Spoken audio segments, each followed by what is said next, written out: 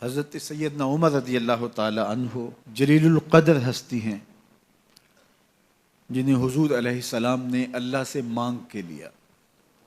سارے صحابی رسول کریم صلی اللہ علیہ وآلہ وسلم کے مرید ہیں، لیکن جناب عمر میرے حضور کی مراد ہیں۔ 39 لوگ جب اسلام لا چکے، 39ویں شخص حضرت امیر حمزہ رضی اللہ تعالی عنہ تھے، اور ان کا ایمان لانا مسلمانوں کے لیے بہت بڑی ڈھارس اور بہت بڑے حوصلے کا سبب و ذریعہ بنا۔ تو میرے حضور نے ہاتھ اٹھا لیے، کہا اے اللہ، ایک شیر دیا ہے امیر حمزہ، ایک شیر اور عطا کر دے، اب تیری مرضی، عمر بن خطاب دے دے یا عمر بن حشام دے دے۔ حضور دعائیں مانگ رہے ہیں، اور یہ ہاتھ میں تلوار لیے غیظ و غضب سے بھرے ہوئے گھر سے نکلتے ہیں کہ بانی اسلام کا چراغ ہی بجھا دینا ہے۔ راستے میں ایک صاحب ملے اور کہا کہ عمر، تیور کوئی اچھے نہیں لگتے، خیر تو ہے، کدھر جا رہے ہو؟ کہا چراغ اسلام بجھانے جا رہا ہوں، یہ روز کا مسئلہ ختم ہونے لگا ہے میرے ہاتھوں۔ مسکرا کے بولے گھر کی خبر تو لو۔ کہا میرے گھر کو کیا ہوا؟ کہا تمہاری بہن فاطمہ بھی نوکر بن گئی ہے رسول اللہ صلی اللہ علیہ وسلم کی۔ غصے سے بھرے ہوئے اپنی بہن کے گھر کا رخ کرتے ہیں، اندر سے قرآن پڑھنے کی آواز آ رہی ہے، غصہ اور بڑھ جاتا ہے، دروازے کو زور زور سے کھٹکھٹاتے ہیں۔ اہل خانہ سمجھ گئے ماجرا کیا ہے، گرجدار آواز ہے جناب عمر کی، دروازہ کھولو۔ جلدی سے معلم کو چھپا دیا اور بہن آگے بڑھ کے دروازہ کھولا۔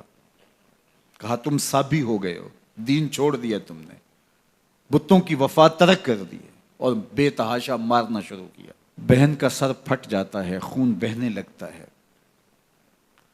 اور یہ مارتے چلے جاتے ہیں۔ فاطمہ بنت خطاب بولی عمر، تم خطاب کے بیٹے ہو، سنو میں بھی خطاب کی بیٹی ہوں، جو ظلم جو جبر کرنا ہے کرو، میں محمد عربی کا دامن نہیں چھوڑوں گی۔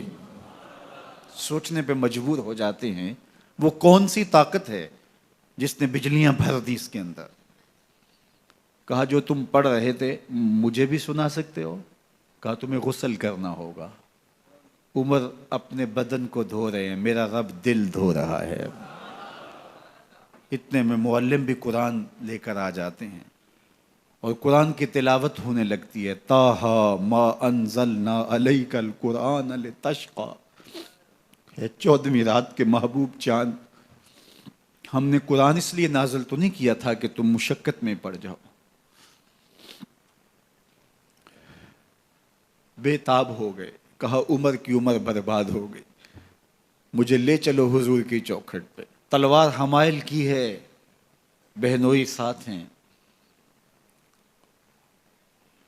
اور حضور کی بارگاہ میں حاضر ہو رہے ہیں۔ دروازے کے سوراخوں سے دیکھا تو صحابہ تشویش کا اظہار کرنے لگے کہ عمر آ رہا ہے، تلوار حمائل کی ہے، ارادے اچھے نہیں لگتے۔ جناب امیر حمزہ نے کہا دروازہ کھول دو، اچھی نیت سے آیا تو استقبال کریں گے، نیت اچھی نہیں ہے تو اس کی تلوار سے اس کی گردن کاٹ دیں گے۔ حضور کے سامنے جا کے بیٹھ گئے، گلے میں کپڑا ڈالا تو حضور نے پکڑ کے کہا عمر، ابھی وقت نہیں آیا کہ تم اسلام لے آؤ؟ یہی وقت تھا عمر کے اسلام لانے کا، لبوں پہ کلمہ جاری ہو گیا۔ اللہ اکبر کی صدا اس زور سے گونجی کہ مکے کی گلیاں گونجنے لگیں۔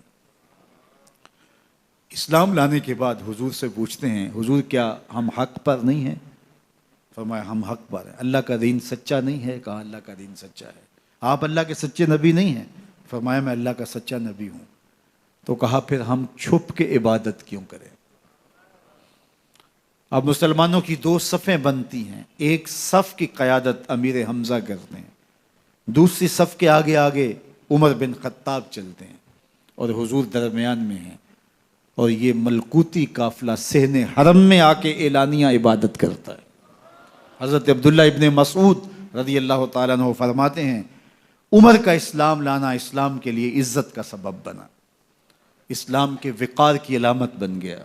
ایک ایک کے دروازے پہ جا کے دروازہ کھٹکھٹا کے کہتے ہیں، وہ تو اور خبر سننے کے لیے بے چین تھے کہ یہ بانی اسلام کی زندگی کا چراغ بجھانے گیا تھا، کوئی خبر لایا ہوگا۔ وہ کہتے ہیں آؤ عمر کدھر آئے ہو؟ کہا تمہیں بتانے آیا ہوں، کمزوروں سے پنجہ آزمائی کرتے رہے ہو، آؤ میرے سے بات کرو، میں محمد عربی کا نوکر بن گیا ہوں۔ اللہ اکبر۔ میرے حضور نے فرمایا جب اچھے لوگوں کا ذکر کرو تو میرے عمر کا ذکر بھی کیا کرو۔ میرے عمر کی زبان پر حق بولتا ہے، سچ بولتا ہے۔ ان الشیطان یفر من ظل عمر، عمر کے سائے کو دیکھ کے شیطان بھاگتا ہے۔ اللہ اکبر۔ اسلام لائے تو زندگی کی ایک ایک سانس اسلام کے لیے وقف کر دی، حضور کا پہرا دیا، حضور کی ناموس کا پہرا دیا، حضور کی شریعت کا پہرا دیا۔ اسلامی فتوحات پھیلیں تو پھیلتی ہی چلی گئیں، کبھی مصر فتح ہو رہا ہے، کبھی ایران فتح ہو رہا ہے، آرمینیا تک مسلمانوں کی افواج پہنچتی ہیں۔ 22 لاکھ مربع میل پر حضرت عمر رضی اللہ تعالیٰ عنہ کی سلطنت پھیل جاتی ہے۔ عدل و انصاف کا دورہ ہوتا ہے۔ زمانے نے دیکھا کہ غیر مسلم بھی عدالت میں کھڑا ہے تو اسے خوف نہیں ہوتا تھا کہ میرے سے ناانصافی ہوگی، اس لیے کہ حکومت عمر کی چل رہی ہے۔ وہ بھی مطمئن ہوتا تھا کہ میرے ساتھ انصاف ہوگا۔